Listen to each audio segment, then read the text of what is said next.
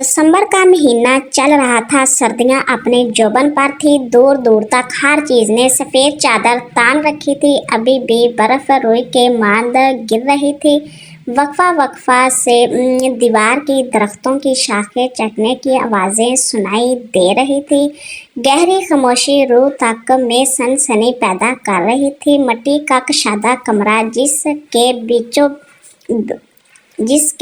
बीचों बीच जलती लकड़ियों का आला दहक रहा था। इसके इर्द गिर्द हम सब दादी के घेरे में बैठे थे। दादी अम्मा नजरें दहकती लकड़ियों पर जमाए माजी के सफ़ों की बरक गर्दानी कर रही थी। कुछ देर बाद गला खनकारते हुए गोया हुआ, ये इस वक्त का वाक़या है जब पानी की किल्लत के बायस मैं और सनोबर आपा सहरी के वक्त पानी भरने जाती थी।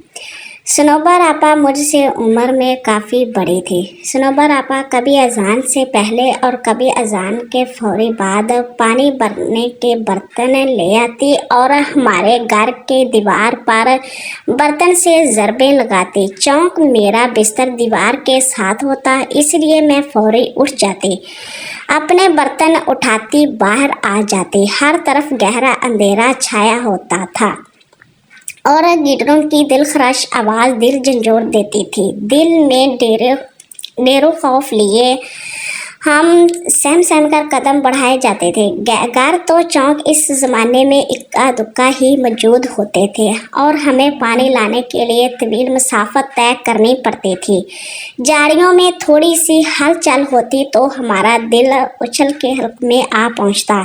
सनोबर आपा काफ़ी मजबूत असाब की मालका थी, जबकि मैं काफ़ी डरपोक वाक़या हुई थी। पानी लाना मेरी मजबूरी थी, क्योंकि घर में एक बूढ़ी सास थी और 3 बच्चे, मेरी एक बेटी और 2 बेटे। शोहर तो रोटी कमाने के सिलसिले में बाहर निकलते तो महीनों बाद ही वापस लौटते थे।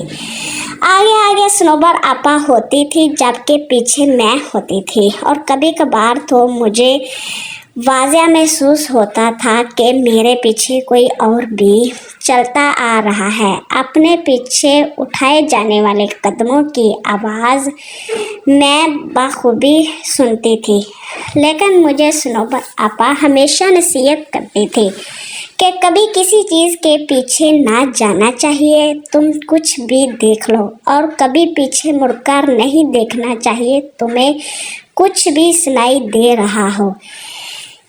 मैंने इनकी बात को दिल पर नक्श कर दिया। मैं अपने पीछे कदमों की चाप सुनकर ज़ोर से आंखें बंद कर लेती, दिल में आयतल कुर्सी का विर्द शुरू कर देती। लेकिन जब तवील सफ़र तय करने के बाद बैठने को जी चाहता तो यूँ महसूस होता जैसे बिल्कुल साथ कोई बैठा है। गर्दन घुमाकर इधर उधर देखने पर सिवाय अंधेरे के कुछ दिखाई ना देता। हमारा रोज़ का आना जाना था। एक रोज़ मुझे आवाज़ आई कि दीवार पर ज़रबे मारी जा रही हैं। मैं उठी, गहरा अंधेरा देखकर ठठक गई। मुझे यूँ महसूस हो रहा था जैसे आधी रात का वक्त हो। मैं बाहर गई तो देखा सनोबर आपा का दूर दूर तक कोई नामो निशान नहीं था। मैंने ये समझकर कदम रास्ते पर डाल दिए कि वो ज़्यादा दूर नहीं होगी और मैं इन तक पहुंच जाऊंगी। गिद्धरों की आवाज़ें पल भर को मेरे कदम सख्त कर देती। मैंने भागना शुरू कर दिया, लेकिन मैं इन तक ना पहुंच सकी। बिगड़े तनफ़्फ़ुस के साथ मैंने मसाफत तय की और जाए वक्वा पहुंचकर मैं अंदर तक सनसनी दौड़ गई। सनोबर आपा वहाँ मौजूद नहीं थी। मैं थोड़ा ऊपर खड़ी थी और नीचे देखा जहाँ पानी का कुआं था। ऐसा महसूस हो रहा था कि कोई पानी के डोल यके बाद देकर अपने ऊपर बहा रहा हो। मैंने नीचे जाना ज़रूरी ना समझा और पानी का डोल उल्टा कर के इसके ऊपर बैठ गई। लेकिन थोड़ी देर बैठने के बाद भी पानी की आवाज़ें बदस्तूर आ रही थी। मुझे अजीबोगरीब ख्यालात आ रहे थे और पानी की आवाज़ से अजीब सा खौफ महसूस हो रहा था। अपने पीछे किसी को महसूस किया तो मेरे जिस्म पर कंपी तारी हो गई। میں نے لرزتے ہوئے پیچھے مڑ کر دیکھا تو کسی کا نام و نشان بھی نہ تھا اور وہاں ایک دم سناٹا چھا گیا۔ میری حیرت کی انتہا نہ رہی، لیکن عین اسی جگہ اوپر گھنے درخت کی شاخ پر کوئی عجیب سا پرندہ بیٹھا مجھ پر نظریں گاڑے ہوئے تھا۔ عجیب قسم کا پرندہ تھا، میں نے کبھی ایسا پرندہ نہیں دیکھا تھا۔ اس کا سارا بدن کالے بالوں سے بھرا ہوا تھا۔ اس کی سرخ آنکھیں دیکھ کر میں نے دہشت کے مارے بھاگنا شروع کر دیا۔ آیت الکرسی کا ورد میری زبان پر جاری تھا اور آنکھیں آنسوؤں سے لبریز تھی۔ میں نے ایک منٹ کے لیے بھی راستے میں رکنا مناسب نہیں سمجھا اور اپنے گھر کے پاس پہنچ کے دروازے کی طرف ہاتھ بڑھایا ہی تھا کہ اس وقت صنوبر آپا اپنے گھر کا دروازہ کھول کر باہر نکل آئی۔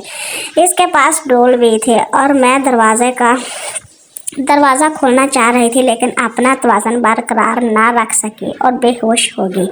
آنکھیں کھلی تو دیکھا ارد گرد سب جمع تھے۔ صنوبر آپا کے گھر کے سب افراد بھی بیٹھے تھے۔ میں نے پانی کے لیے آواز دی تو سب لپک آئے۔ تھوڑی طبیعت بحال ہونے پر معلوم ہوا کہ آج چوتھا روز تھا اور میں مسلسل بے ہوشی کی حالت میں تھی۔ میں نے اس روز کا واقعہ سب کے گوش گزار کیا تو صنوبر آپا ماتھا پیٹ کے رہ گئی اور بولی، جیسا تم کہہ رہی ہو یہ درست ہے، تو ہم اس کو معجزہ ہی سمجھیں کہ تم زندہ سلامت لوٹ آئی ہو۔ میں نے رب کا شکر ادا کیا۔ آج بھی بدن پر سنسنی طاری ہو جاتی ہے جب کبھی اس پانی کی آواز اور اس عجیب و غریب پرندے کا بالوں بھرا جسم آنکھوں کے سامنے آ جائے۔ اللہ حافظ۔